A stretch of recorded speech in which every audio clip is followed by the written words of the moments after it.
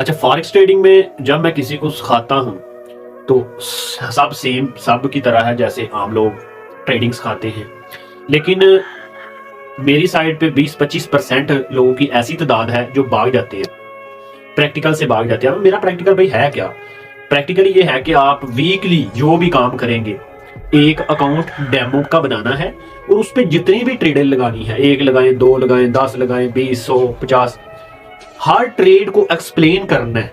Week के बाद आके एक्सप्लेन करना है कि मैंने ये सारा ट्रेड इसलिए ली थी, मुझे ये लगता था, मेरी ये रिक्वायरमेंट पूरी थी, तब मैंने बाय या सेल ली। तो ये बड़ा टफ काम है और बड़ा डिसिप्लिन वाला काम है। अगर फॉरेक्स ट्रेडिंग के कोर्सों से लोग प्रॉफिटेबल होते तो फेसबुक पे और यूट्यूब पे बहुत ज्यादा कोर्स पड़े हुए हैं, ठीक है। और ऐसे भी कोर्स पड़े हुए हैं जो लोगों को लीक हुए पड़े हैं कोर्स ट्रेडिंग के, ठीक है ना। और जो लीक कोर्स पड़े हुए हैं अगर वो सब लोगों ने देखे होंगे, चंद एक